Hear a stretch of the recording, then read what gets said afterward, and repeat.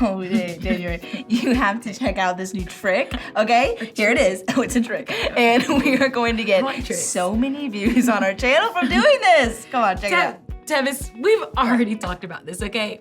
You can be a good influence to the people around you by being obedient to God. You don't need a ton of people viewing your channel to do that. I know, but this is it's hilarious. You have to check it out. Okay, come here. Let's take some photos. Okay, all right, 1, 2, 3. Okay. Wait, I'm gonna do this now. Yeah. Okay, wow. Oh, look at it now. Look at what I did. Okay. You're right. That's pretty funny. You know who would like those? Jay! Yes! Send him that picture. All right, I'm gonna send him right now. Send. Boom. Anyway, we're gonna continue talking about influence and how our words are very powerful. What we say can either build someone up or tear someone down. What?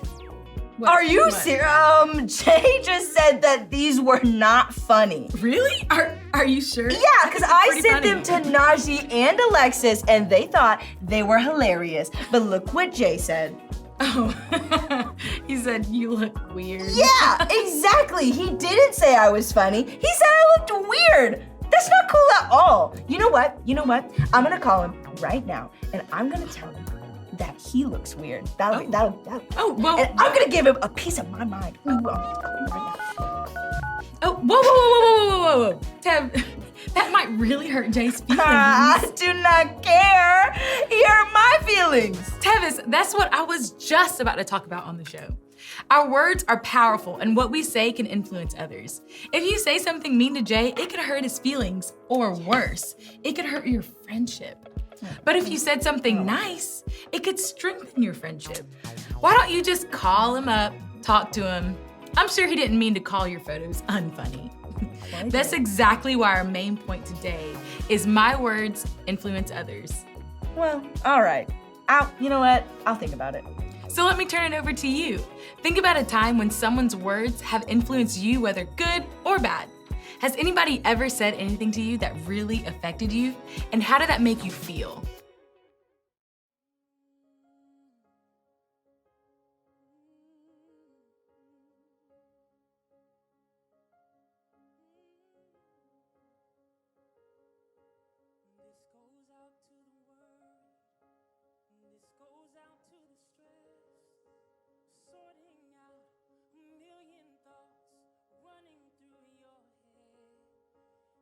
Everyone that's waiting for better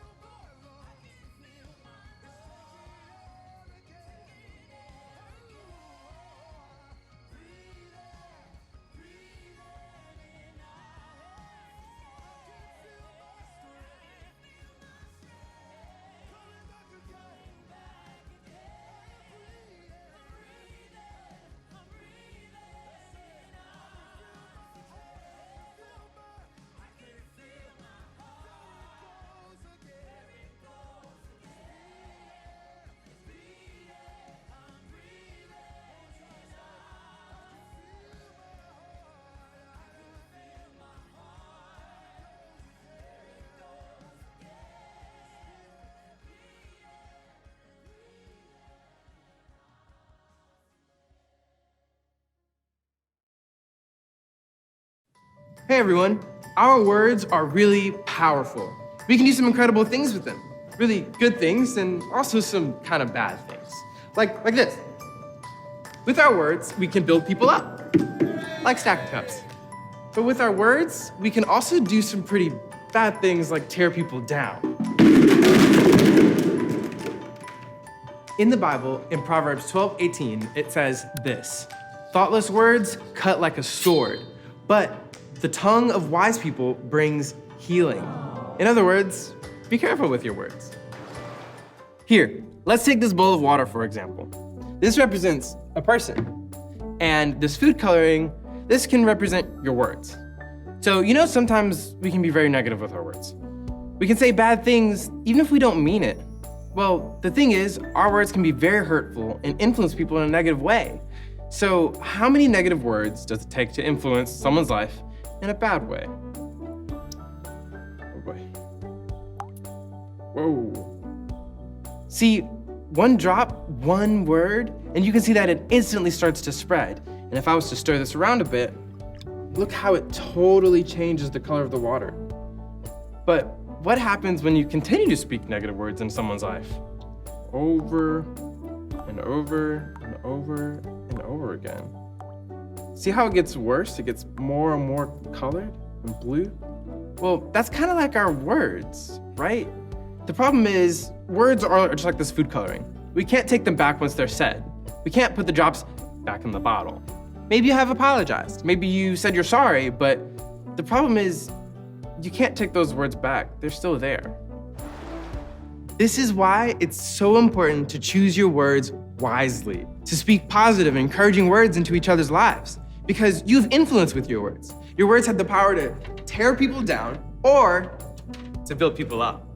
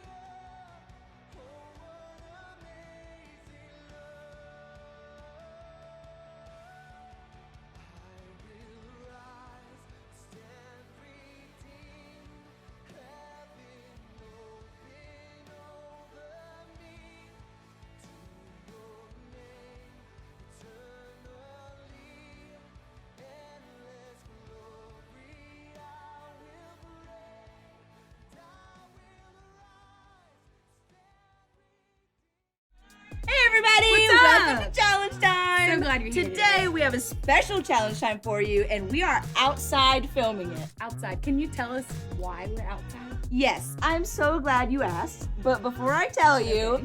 I've got to go get us some safety gear. Cool. Here you go. All right. We have Put it on, lab please. coat. Safety first. Tab, what have you got us into? Okay, let me show you what we're doing today. Okay. Was that there the whole time? Yes, I can't believe you didn't Cool. notice it. Okay. It's right under my feet. Well, what are we gonna do with the water? Why don't you check your pockets? Pockets. Pockets. Rubber bands! Okay. Cool. Okay, let's get So- these open. Oh yeah, get those open. Yeah, get all those Okay. open. Okay. We're gonna take these rubber bands and we're gonna stretch them around the watermelon. Eventually the watermelon will explode. That's why we have our safety gear. Yes, don't try this at home, kids. Can you help me? Okay, First one. It's a little slippery. Just kidding. Okay, all right. Okay. I think we're getting close. Woo! Man, This thing is not budging. not at all. We should name it. I feel like I've gotten to know him. What about Walter? He's a Walter melon. There it is. Hey, Tev, what you doing? I'm listening to him. He says more rubber bands. More rubber bands! Thinking so much. Okay, I'm a little nervous. Let's do three. Let's do three. Look, it's happening. It's happening. Carl Walter.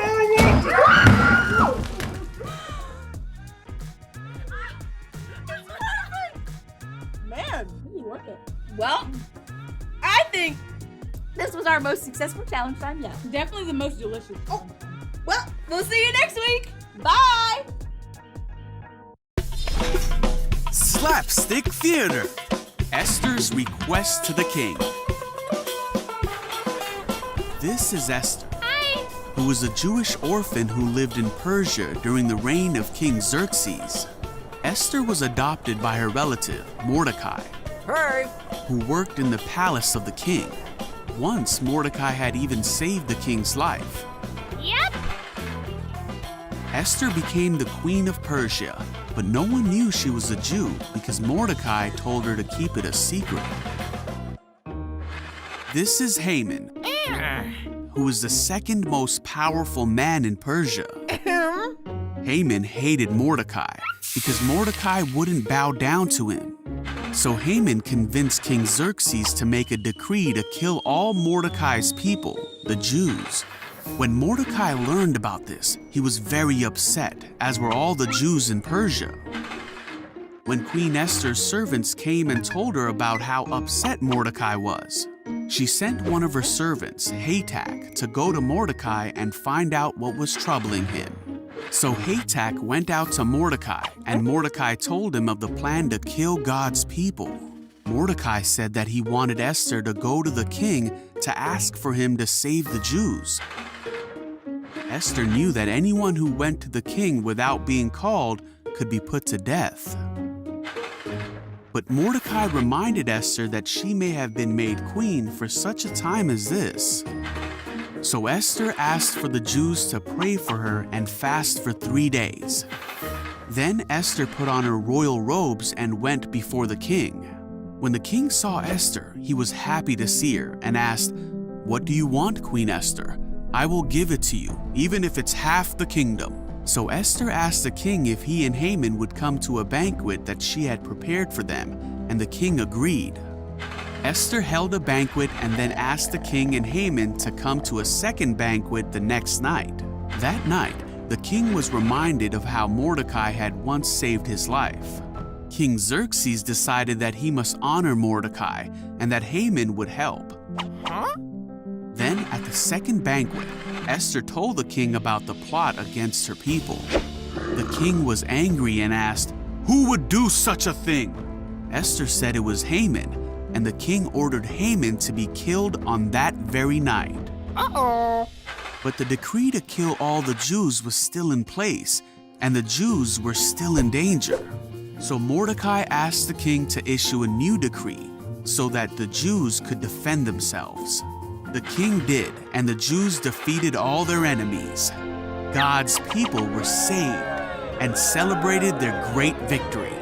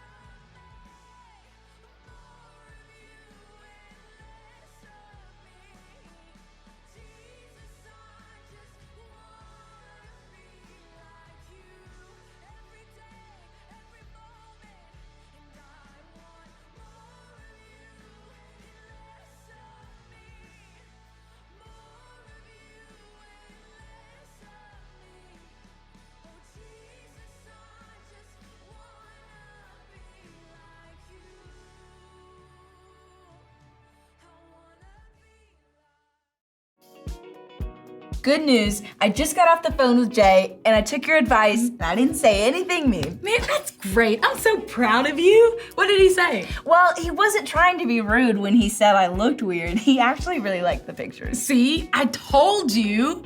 But that just shows us we really gotta be careful with our words. You know, the Bible says in James that if you control your tongue, you can control yourself in any other way. But man, can it be hard. It is so easy to use our words to hurt other people. It is. And again, sometimes we say wrong things even if we don't mean it. That's why it's so important to understand the influence with our words. Just like in the Bible story, we had a great example of the influence you can have with your words, both negatively and positively. Yeah, on one hand, you had Haman trying to influence Xerxes to harm the Jewish people. And then on the other hand, you had Esther stand up for her people and influence Xerxes to save them instead. It's such a great reminder that our words have the power to either tear people down or build people up. And now that we know how much influence we have with our words, how do we make sure we can use them carefully? Well, it all starts with our relationship with Jesus and the wisdom we get from him. Here, James says this about godly wisdom. But the wisdom that comes from God is like this. First, it is pure. Then it is also peaceful, gentle, and easy to please. This wisdom is always ready to help those who are troubled and to do good for others. This wisdom is always fair and honest. That's awesome. So essentially, when you say things, be honest, always tell the truth. Maybe instead of trying to come up with a quick and careless response, maybe take a second and think about whatever it is you're about to say and make sure that it is gentle, peaceful, and helps others. So our challenge for you is this. Use your words to influence others in a good way. Build people up and don't tear them down. Use your words to encourage people, not discourage them. And use your words to show people how awesome God is and not how awesome you are. Because again, we influence others with our words. Oh, wait. Oh, I got a text from Jay. Oh my gosh. That's hilarious. That's funny. Okay, I'm so glad that you guys made up. Me too. Otherwise, we wouldn't have this hilarious picture. Oh my gosh. Oh man. Well, I guess that's all we have for today. Thanks for joining us. We'll catch you next time. Bye.